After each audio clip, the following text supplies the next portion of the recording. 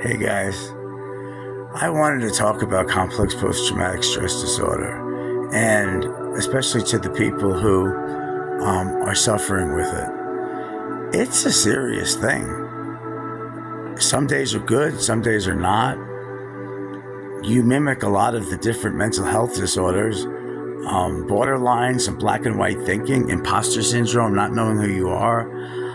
You know, you get into a shared psychosis with these people. When you're dealing with toxic people and you have a tendency towards codependency or at least a leniency, like you're the one that kind of, okay, that type of thing, you can get in trouble with these people. And it's insidious. At the age of 60, I was told by a relative that what happened to me with my friend did not happen to me. Do you understand? And people that are watching that have been through this, I feel you, man. It's crazy making. It's literally like, no, that's not the narrative that I want to participate in, even though this is what you went through. That little thing that you didn't like, that was silly. That was no big deal. And oh, no. He's your buddy. You know, oh, no. Like demanding what my reality is. And it's very borderliney with these toxic people and narcissistic and covert people. It's like, I hate you. Don't leave me. Don't use me for your own aggrandizement. I can't stand you. And all this weird stuff that's said to you while you're alone with the person. This is how it works. They say weird shit to you while you're alone with them, the target. And then everybody else gets a different persona. And it's not that they are diabolically, geniusly intelligent. As I said in a previous video, it's a defense mechanism designed in childhood, and they don't have an ego. If you don't believe me, please watch Sam, S-A-M, like I am Sam, Vaknin, V as in Victory, A-K-N-I-N, the N is in Nancy, N is in Nancy, N-I-N. He will tell you, if you're a person that wants to know the intricate part of how these people work, I learned a lot. And it's also scary because it's like an alien construct because they don't have an ego. So they gave that up as a little kid through trauma. And so the whole thing is really sad, but then when they become these people, it's hard to feel sad for them when they're like, it's almost impossible to describe. And so I'd like to ask the people that are not having to deal with this type of thing, that if somebody comes to you and, don't immediately say they're crazy or, oh, no, the other person must, oh, no, you must have a nice this, oh, no, your aunt must be, oh, no, oh, no.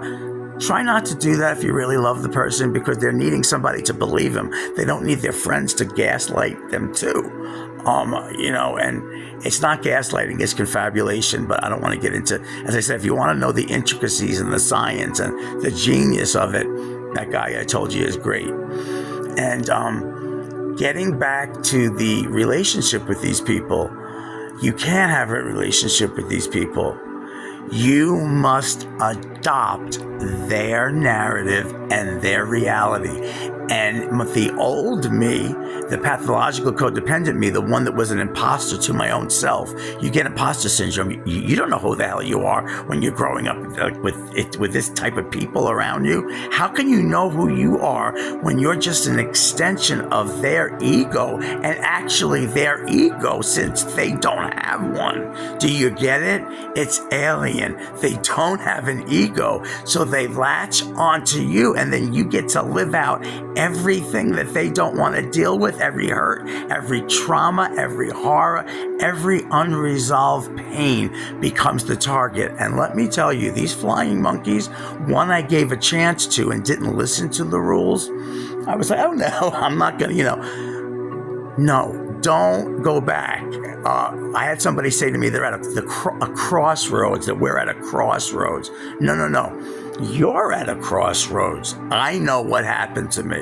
And if people are not going to believe you, and these flying monkeys, don't just say bye-bye and wish everybody well. And for those suffering from CPTSD, I always say the 4 letters instead of 5. CPTSD, complex post-traumatic stress disorder.